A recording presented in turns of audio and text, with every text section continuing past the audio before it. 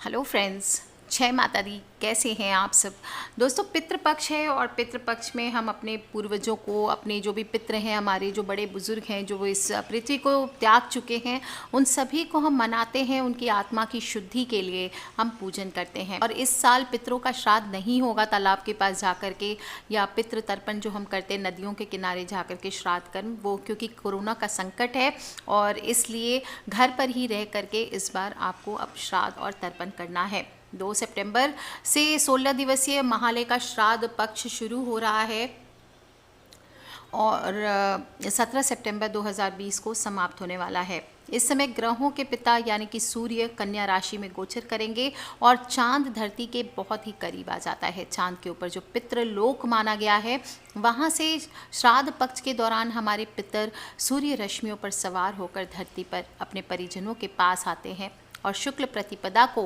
वापस अपने पितृलोक लौट जाते हैं पितृपक्ष के दौरान। इसीलिए उन्हें प्रसन्न करने के लिए पिंडदान, तर्पण, ब्राह्मण को भोजन कराना, ये सभी करते हैं ताकि वो प्रसन्न हो जाएं और अपने पुत्र और पौत्रों को आशीर्वाद दें। पितृपक्ष में पितृ के नाम का या तो किसी पंडित से या फिर खुद से ही तर्पण करना चाहिए। किसी गरीब ब्राह्मण को भोजन कराना चाहिए। खासकर वेदों का जो अध्ययन करते हैं ऐसा ब्राह्मण अगर आपके पास है तो उसको अध्ययन आप उसको भोजन कराएं या फिर आप सामग्री दान कर दीजिए। इससे भी पितृदोष का प्रभाव कम होता है। दोस्तों, इन 16 दिनों की अवधि के दौरान कहा जाता है कि जो भी अनुष्ठान करते हैं वह मनुष्य को, पूर्वजों को, उनके इष्ट लोगों को पार करने में मदद करती है और पितृ ऋण, पितृदोष, ये सभी चीज़ें हमारे जीवन से दूर होती है। और अगर हम नहीं करते हैं तो हमें पितृदोष और पितृ ऋण भुगतना पड़ता है। पितृ ऋण कैसे हो गया, आप खुद सोच के, हम जिनके वंशज हैं, जो हमारे पूर्वज हैं, उनका हम खाते खाते या उनके शरीर द्वारा ही हम पैदा हुए हैं, तो वो हमारे ऊपर कर्ज है, हमें उसको ज़रूर उतारना चाहिए। किस दिन करें श्राद्ध, ये बहुत प्रॉब्लम होती है। देखिए, जनरल श्राद्ध जो होती है वो सभी जिस तिथि को दाग लगा है यानी उनका अंतिम संस्कार किया गया है, किस दिन मृत्यु हुई है उससे मतलब नहीं होता है। जिस दिन अंतिम संस्कार किया जाए उसी दिन को हम श्राद्ध तिथि मानते हैं। जिन जातकों की अकाल मृत्यु होती है उनका श्राद्ध चतुर्दशी तिथि को किया जाता है। विवाहित जो स्त्रियां होती है, सुहागन, उनका नवमी को किया जाता है। और सन्यासी जो पितृगण होते हैं वो द्वादशी को उनका श्राद्ध किया जाता है। नाना नानी का श्राद्ध प्रतिपदा को करना चाहिए और अविवाहित जो लोग चले जाते हैं उनका श्राद्ध पंचमी तिथि को करना चाहिए। ये कुंवारा श्राद्ध भी बोला जाता है, यानी शादी से पहले जिनकी मृत्यु हो जाती है। और बाकी ऐसे आपको याद नहीं हो किसी की तिथि या क्या है तो आप सर्वपितृ अमावस्या यानी अश्विन माह के कृष्ण पक्ष की अमावस्या के दिन सभी ज्ञात अज्ञात लोगों का श्राद्ध कर सकते हैं जिनकी मृत्यु हुई है। श्राद्ध कर्म का अनुष्ठान जो परिवार का सबसे बड़ा सदस्य होता है, खासकर जो पुत्र होता है, वो करता है। और अगर पुत्र नहीं है तो इसकी अनुपस्थिति में आप जो बहुएं कई जन पूछते हैं कि हम कर दें या बेटियां पूछती हैं, तो बिल्कुल कीजिए। आजकल छोटे परिवार है इसलिए पॉसिबल नहीं है कि हम पुत्र हर जगह अवेलेबल हो, तो आप जो भी हैं आप उनका श्राद्ध ज़रूर कीजिए। जो लोग भी श्राद्ध करेंगे ध्यान रखें, एक वस्त्र इस दिन पहनना चाहिए।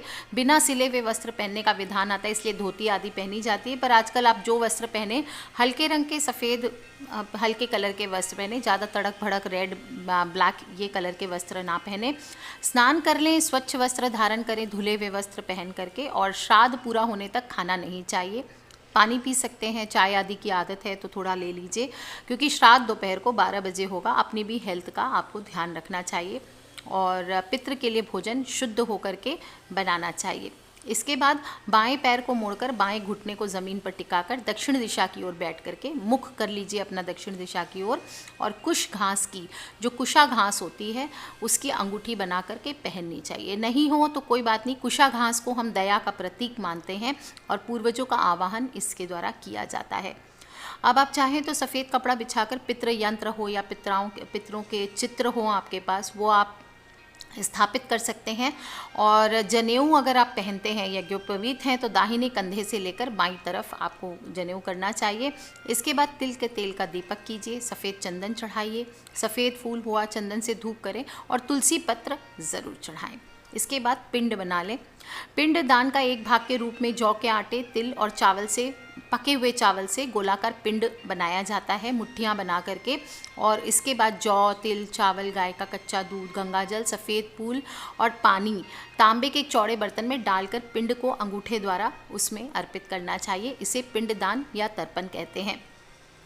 इसके बाद आपको धूप ज़रूर लेनी चाहिए। गोबर के कंडे पे थोड़ा सा खीर से 3 आहुति दीजिए और भगवान श्री सत्यनारायण या विष्णु भगवान का स्मरण करते हुए तुलसी पत्र चढ़ाना चाहिए।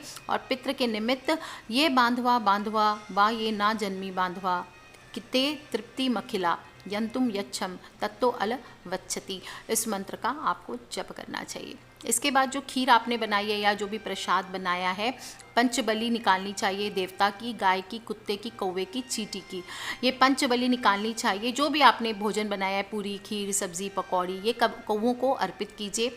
इन्हें यम का दूत माना जाता है। ब्राह्मण भोजन कराइए, गऊ का भाग दीजिए, गाय है तो गाय को खिलाएं। और इस प्रकार से पुत्र ही पिता के लिए पिंडदान और जल तर्पण करता है। पुत्र नहीं है तो पत्नी करें, पुत्र नहीं है तो पत्नी का सगा भाई भी श्राद्ध कर सकता है। और सब कंप्लीट होने के बाद गंगा अवतरण, नचिकेता, अग्नि पुराण, गरुड़ पुराण, इनकी कथाओं का पाठ श्रवण करना चाहिए। सर्व इच्छाओं की पूर्ति के लिए एक छोटा सा उपाय बता देती हूँ। पितृ पर 16 सफ़ेद फूल चढ़ाकर जल में प्रवाह करें। और जो लोग भी बिजनेस में उन्नति चाहते हैं, दिन दुनी रात चौगुनी प्रगति चाहते हैं, सभी प्रकार के जो काम धंधे में धन की समस्याएं होती है, तो पितृ का बहुत आशीर्वाद मिलता है। आपको मैंने बोला था तुलसी पत्र चढ़ाइए। वो तुलसी पत्र आप या फिर आपने नहीं चढ़ाया है, पितृ पूजा नहीं किया, तो भगवान विष्णु पर आज के दिन आपको तुलसी पत्र चढ़ा करके अपने वर्क प्लेस पे रखना चाहिए। इससे आपकी दिन दुनी रात चौगुनी उन्नति होती है, धन संबंधी समस्याएं दूर होती है। दोस्तों, श्राद्ध पक्ष में अपने पितृ की संतुष्टि के लिए, अनंत तृप्ति के लिए, उनका शुभ आशीर्वाद प्राप्त करने के लिए हर मनुष्य को पितृ श्राद्ध ज़रूर करना चाहिए। उनका ध्यान करें, क्योंकि हम अपने पितरों की संपत्ति का उपभोग करते हैं लेकिन उनका श्राद्ध नहीं करते। ऐसे में पितृ द्वारा अभिशप्त होकर हमें नाना प्रकार के दुखों का भाजन करना पड़ता है।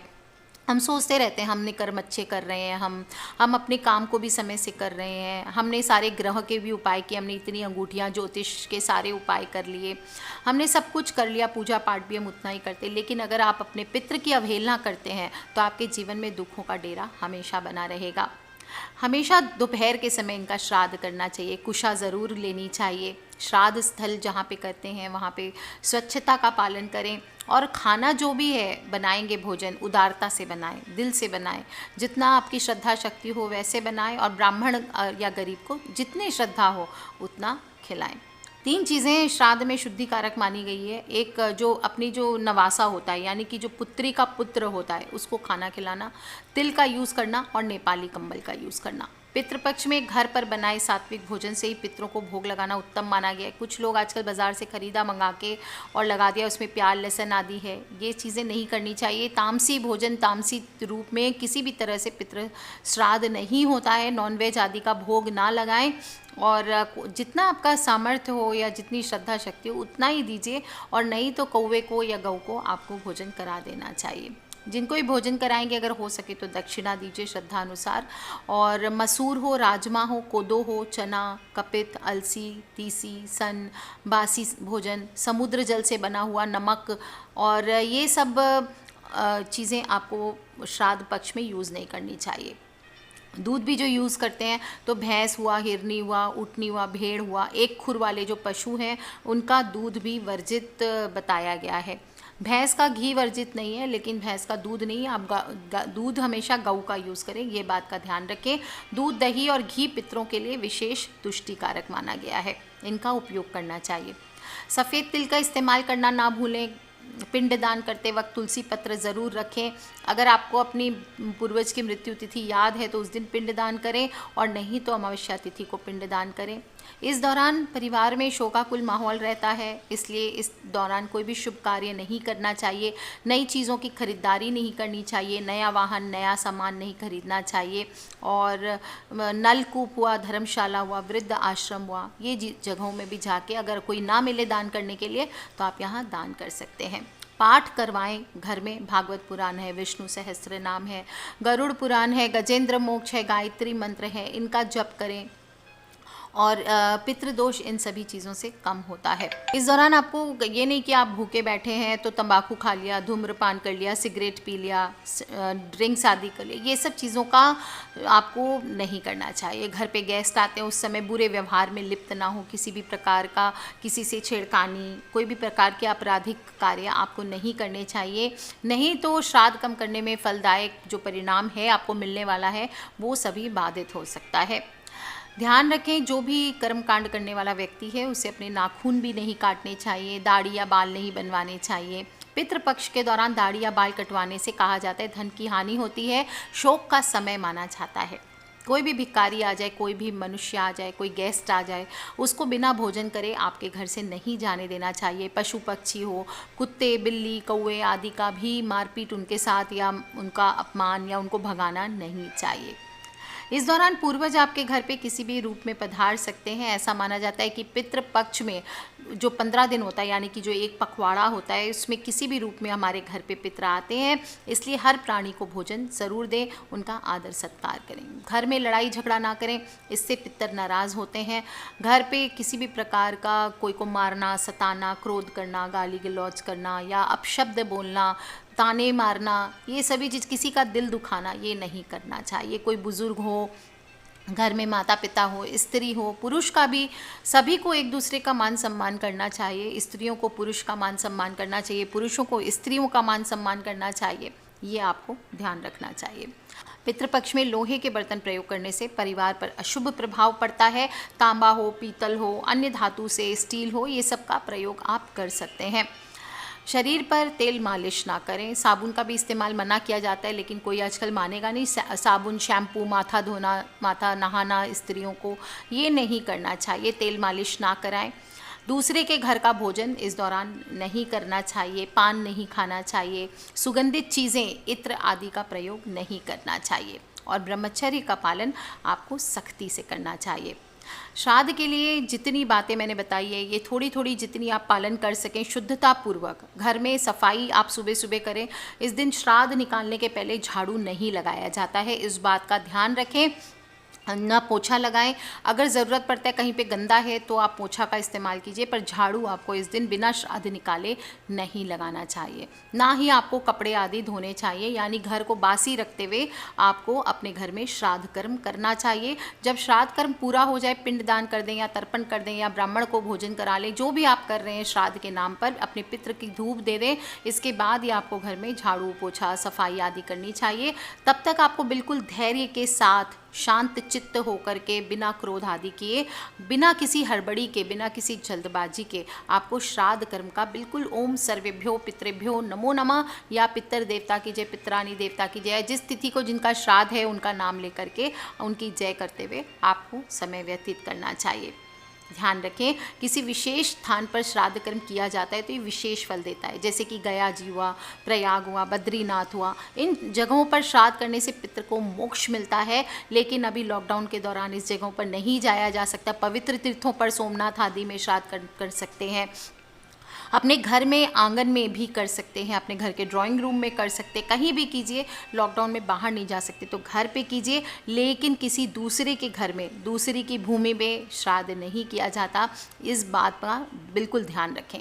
जिस भूमि पर आपका स्वामित्व ना हो, यानी कि जहाँ आपका नहीं चलता हो, सार्वजनिक स्थान हो यानी पब्लिक प्लेस हो, ऐसी भूमि पर श्राद्ध आप कर सकते हैं, लेकिन किसी दूसरे की ज़मीन पर या दूसरे के घर पे श्राद्ध कर्म नहीं करना चाहिए। दोस्तों, इस प्रकार कहा जाता है कि जो भी मनुष्य विधि विधान से श्राद्ध पूजा करके पितृ का ध्यान करता है, उसे पितृ ऋण से मुक्ति मिलती है। उसके जीवन में, उसकी कुंडली में अगर पितृ दोष बनता है तो वो भी दूर होता है, और श्राद्ध पक्ष में इन छोटे छोटे कामों को करने से पितृ प्रसन्न होते हैं, आपके घर परिवार में जीवन में सुख समृद्धि होने का आशीर्वाद देते हैं। आप भी कीजिए उपाय दोस्तों, और अपने फ्रेंड्स, फैमिली, मम्मी पापा, भाई बहन, बच्चे, सभी लोगों से इसे शेयर ज़रूर कर ले, क्योंकि हमें नहीं पता कौन सी वीडियो कब किसकी लाइफ बदल दे। Love you all friends, take care, जय माता दी। सब्सक्राइब करके रखें ताकि आने वाले वीडियो से आप और मैं कनेक्टेड रह सके। Love you all, take care, जय माता दी। बम बम भोलेनाथ की जय, पितृ देवता की।